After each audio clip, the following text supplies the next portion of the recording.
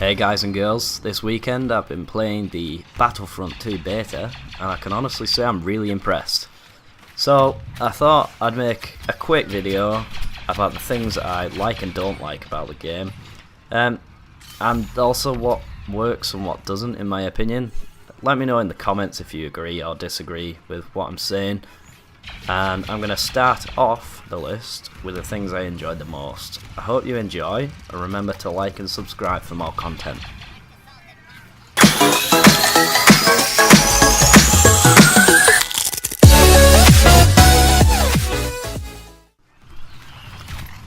So as I mentioned before, I'm going to talk about the positives and negatives of Battlefront 2.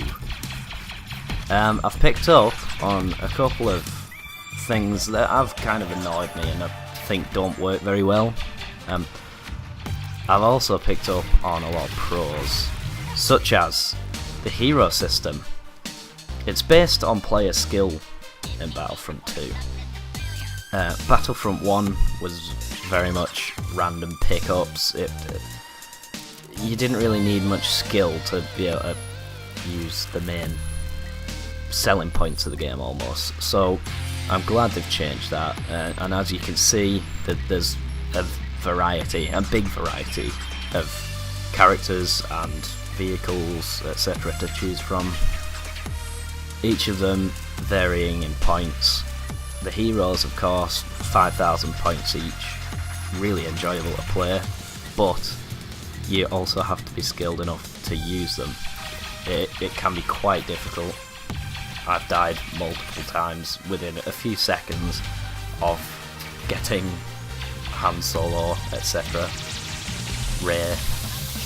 It can be difficult, but yeah. Anyway, on to the next point. The game seems to be focused a lot more on group gameplay, and you find that out straight away from the respawn menu. You're offered perks, etc. to increase your team's abilities and your squad, if you can say squad in this. It's obviously not Battlefield, but similar. So the respawn screen actually states that if you stick with your teammates you'll get extra points, which obviously is going to help you level up quicker. It'll help you get the heroes that you need. So initiative is work together and you will win. On to the third point anyway. Vehicles. Vehicles are really enjoyable. I'm glad they've got them in the game. We did have a couple in Battlefront, but they were sort of lacking. There wasn't very much to them. They are quite similar in Battlefront 2, but there's a large variety and they change varying on what stage of the map you're at, which is great fun, to be honest. It offers a bit of challenge to people as well, because you might be in a situation much like this one, where you're getting chased down by, I think it's a small ATST or something like that. So you're getting chased down by one of these chicken things, and you don't really have a vehicle to go up against them, so you have to be skillful to evade that. On to the fourth point now. The small weapon power-up you get after recharging a gun is actually quite useful. It's almost like a mini game. It's something to do whilst you're reloading. It's like they thought about everything. Like obviously reloading is meant to be a boring point where you gotta hurry up. You're actually offered the chance to hurry it up. So yeah, if you play along with the minigame, it can be quite interesting and exciting. It does take time. It takes your attention away from the game itself for a couple of milliseconds, but it's worth it. Right, now on to the cons, in my opinion. The things that don't really work. And the main one that stood out for me is this game pay to win? Obviously it requires skill, but some of the cards that you get in these packs are exceptionally good, to the point where it can be the difference between you killing 3 people and death some of the cards are exceptionally good, such as the card that heals you once you defeat an opponent, which is crazy.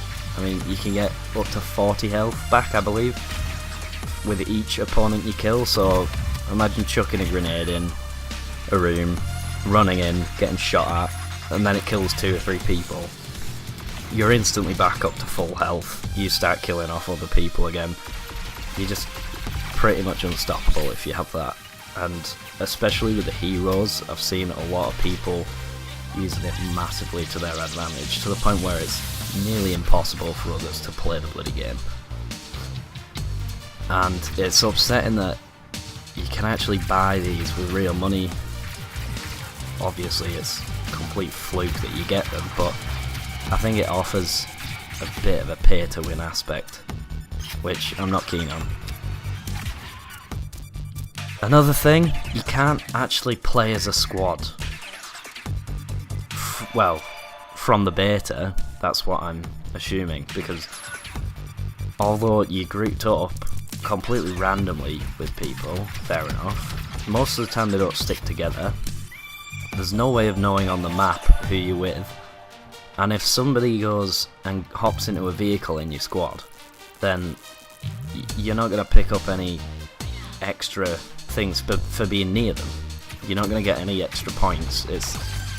But yeah, it makes team play very difficult, even with the power-ups you get offered as officers to help everybody around you. It's not very useful when you don't have any of your teammates near you and you can't find them on the map. Another big thing that seems to be annoying the hell out of me, I don't know why, but you can't shoot through bushes. I don't get that. Why? It's a laser. You can't shoot through a bush, which is annoying as hell. I really hope they fix that, because there's times where you can just be hid behind a bush with just your head popping up and you're unable to actually hit anyone, or they can't hit you. It just seems a bit stupid. Another point, the vehicles aren't very intuitive. They seem to be quite difficult to understand. You've got to read into them quite a lot, especially the missiles I've found to be a bit of a pain. You don't just press it and it's a lock-on system and then you do this and that and they're down. You have to, God knows what. But some of the times I'm pressing them and apparently the bombs and not missiles, so they just drop out my ass. God knows. All I'm saying is it probably requires a lot more attention to actually learn how to fly these and operate them. Not so much ground vehicles, but space vehicles and like things like that.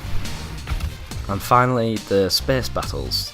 Now, I was a massive fan growing up with Battlefront 1 and 2, childhood favourites basically.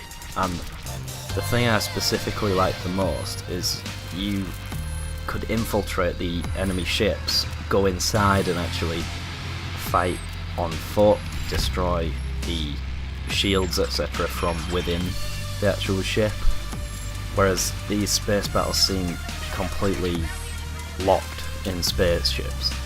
There doesn't seem to be an option for fighting from your mothership.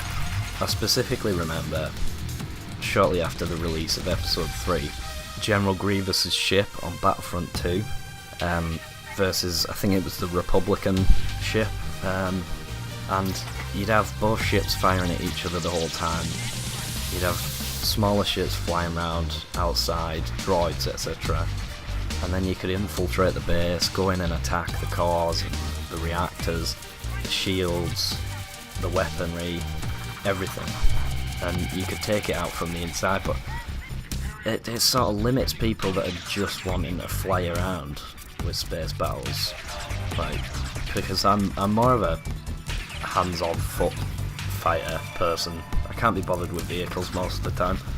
So guys, that was my sort of list of things I enjoyed and didn't enjoy too much, things that work and maybe don't work as well. Let me know in the comments if you agree or disagree, and I hope you enjoyed it. Remember to like and subscribe for more content. Thanks for watching.